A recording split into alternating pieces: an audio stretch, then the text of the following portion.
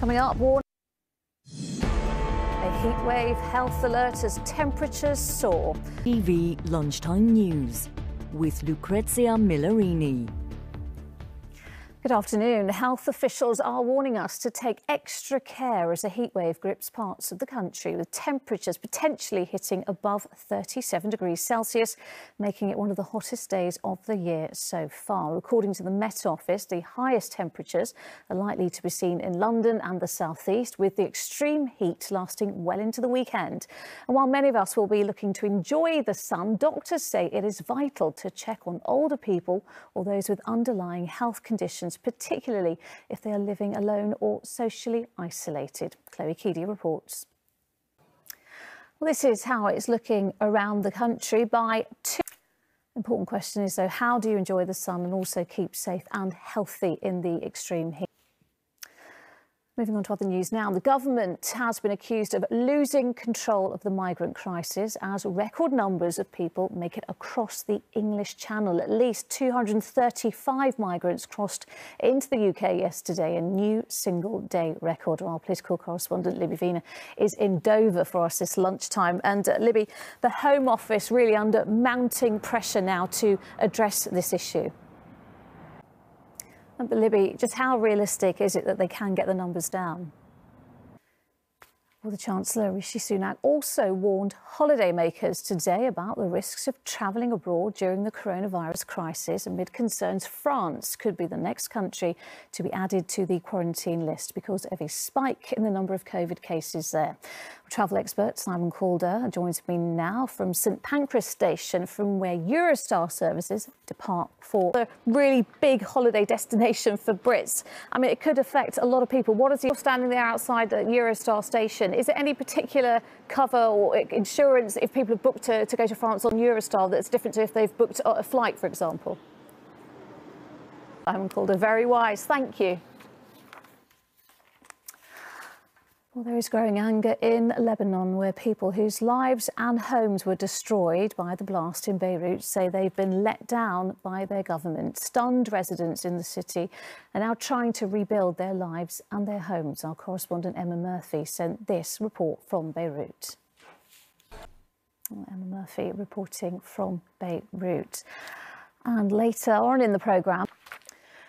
But first, the government has ruled out extending the furlough scheme beyond October. The Chancellor also ruled out making special arrangements for people and industries which have been hit hard by the lockdown, such as travel and theatres. Well, our political correspondent Carl Dinnan, a real blow for many working in those sectors. Well, it will be if they were to survive the immediate crisis caused by the virus and the lockdown. So, for example, for that whole period of time, he also said it's not actually fair, he believes, on the people who are being supported. BA staff finding out how many of them might lose their job as well. That's right.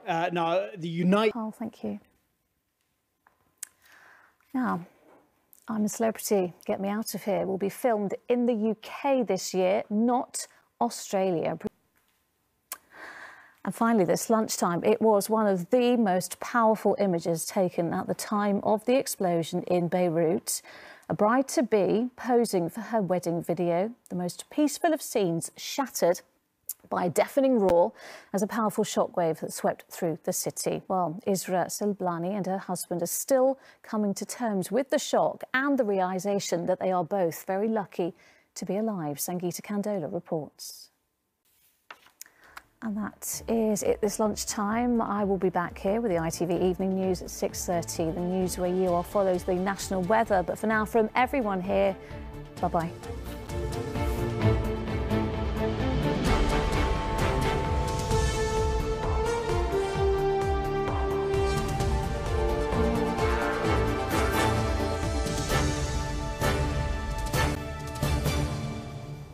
Hello again. Now the main stories in London. The family of a man stabbed to death are launching a foundation in his name following the conviction of his killer. OK, temperatures are set to soar in the capital today and the weekend. Here's Helen with the forecast. That's it for now. Duncan is back here at 6. Until then, enjoy your afternoon. Bye-bye.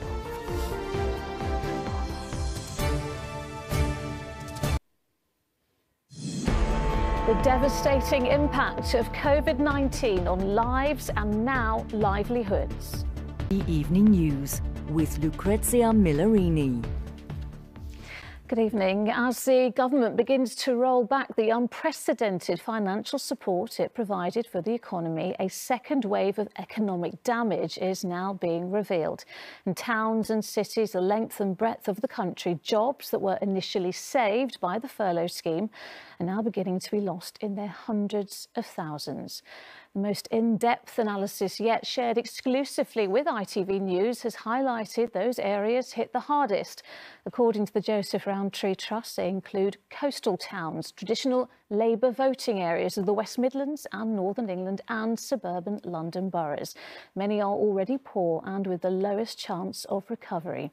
For a special report, our economics editor Joel Hills has been around the country speaking to those now facing the toughest future. Well, Joel is here now, and Joel, the government support is slowly being removed, but we're already seeing the effects of that decision, aren't we? Yeah, look, a moment as it's looked at the highest rates of furlough in the country, where people... Joel, thank you. Well, if you want to... In other news, the government says it cannot rule out having to remove more countries from the list of those people can return from without the need to quarantine. It follows news that from tomorrow, those arriving from Belgium, Andorra and the Bahamas will now have to self-isolate for a fortnight. Fears are now growing France might be the next country to be hit as cases there continue to rise. As our consumer editor Chris Choi reports. New restrictions are to be imposed in Preston to deal with increasing numbers of cases in the city. From midnight, households will no longer be able to meet indoors or in other people's gardens.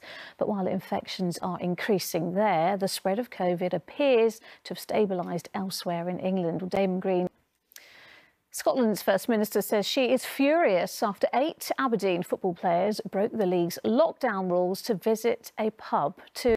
The Home Secretary has warned she'll make the sea crossing over the English Channel unviable for illegal migrants. It's after days of record numbers of people landing on Britain's shores. Priti Patel has vowed to stop the boats leaving France and turn back those already en route. But, as our political correspondent Libby Vina reports from Dover, it is a promise she has made many times before. Still to come on the ITV Evening News. But first, amid the devastation in the city of Beirut, stories of survival are only now starting to emerge. One of them, that of nurse Pamela Zinoun, who was working in the maternity unit of one of the city's hospitals. In the pitch black and with rubble everywhere, she managed to rescue 3 premature babies. She's been speaking to our correspondent Emma Murphy. In India, at least 14 people have reportedly died after a plane skidded off a runway in the south of the country. Like here, Britain has been basking in the hottest August temperatures for 17 years. Heathrow and Kew Gardens in London recorded highs of 36.4 degrees Celsius. It sent thousands flocking to the beaches. Some crowded resorts even urged day trippers to stay away. But despite the warnings, it was a chance for seaside businesses to make some money. Our correspondent. The Women's Cricket World Cup has been postponed until 2022 because of the pandemic. And finally, while the rumours have been swirling over which big names will take part in the next season of I'm a Celebrity, today one thing was confirmed. ITV's hit show is moving from the Australian jungle to the British countryside. COVID-19 travel restrictions mean the winners will now be crowned king or queen of the castle at a new location that for now remains a closely guarded secret. Chloe Keedy explains.